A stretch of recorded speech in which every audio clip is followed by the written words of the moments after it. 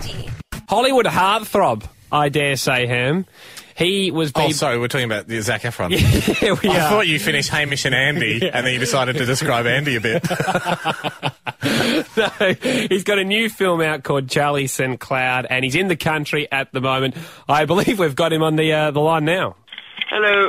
G'day, Zach. How you going, mate? Good. How you going? Zachary Efronakis, thank you very much for joining us. Thanks, man. We'll shorten your name from now on. Go with the more hip Z-F-O.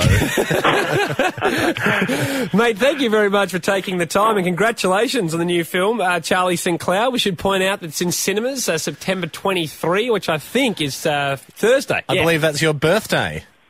No, that's false. That was a long shot. I don't know when your birthday is, Zach, but I was a 1 in 365 Hail Mary. But imagine if I got it. What a well-researched beginning to the interview. Yeah, no, you're not far off. I'm in October, so. Okay, great. Yeah. Now, would you say, Zach, that this is the greatest film, including sailing, this year to be released? Yeah, I would, actually. I know you're a pretty modest guy, but it's a fair claim to make, and I would back that claim, Zach. Good, man, good. Mate, it is a great film. It's obviously a different type of film for you. First of all, is it refreshing not having to sing this time round?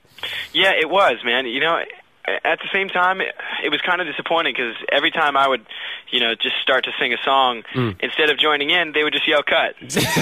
They don't know talent when they see it, do they? I've wasted more film. Well, you have shorter hair in this film, which is as you mature, both as an actor and as a person.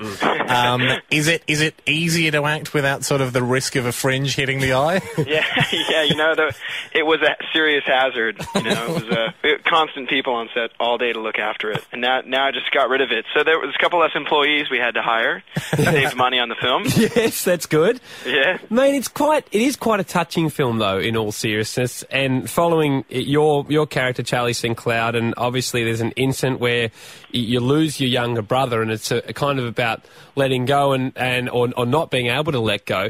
You play catch with your dead brother for the majority of the film. Yeah. Now, you have a brother in real life. Does it make you feel guilty that you haven't played catch with him recently?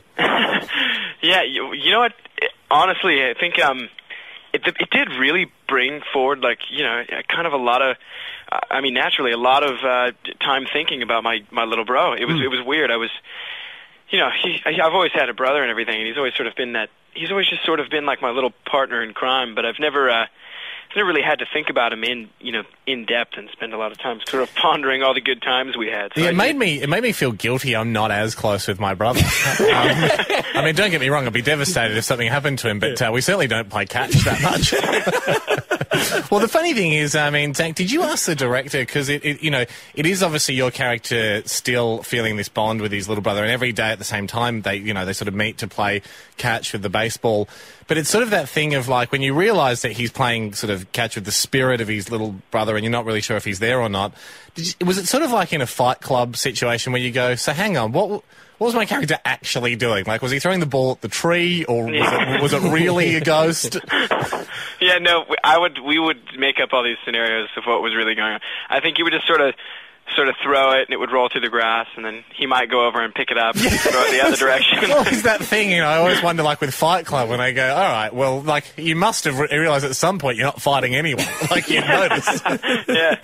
Now, Zach, in the film, your mum is Kim Basinger. We don't see a lot of her, but it occurred to me long after I'd left, and definitely not in the moment because it emotionally grabbed me, but after I'd left the cinemas, I went, hang on, this would mean that your character has the hot mum at school. Can I just say, the only plot hole was the fact that she's unmarried. Still, come on, it's Kim Basinger. But did you... Well, we thought we always said that the dad left when we were young, so he was sort of an alcoholic and went to play baseball for a pro team, but sort of just disappeared. Well, he's an idiot. He left a young Kim Basinger. But the thing is, Zach, at school, do you remember any of your friends or classmates who had the hot mum?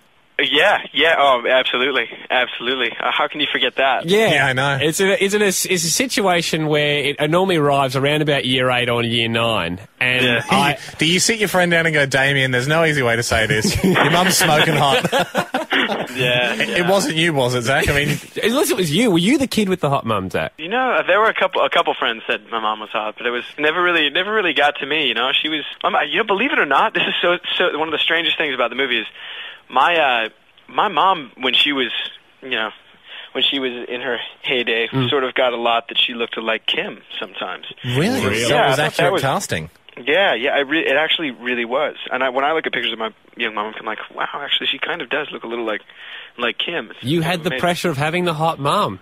Yeah, yeah, exactly. It's the Efron curse. Mate, we know you're busy. We know you've got to go soon. But Haim and I thought that we'd finish up in this film. Look, there's a lot of emotional scenes. Your character himself goes through a roller coaster of emotions and is crying a bit. It's pretty, I gotta say, Zach, both Andy and I took our hats off to the amount of crying on demand you appear to be able to do. Yeah, very compelling. Very emotional scenes, very compelling scenes.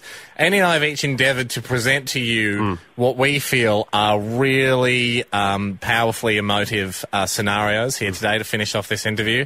Okay. So can you just tell us who gets you closer to tears, Zach? Okay.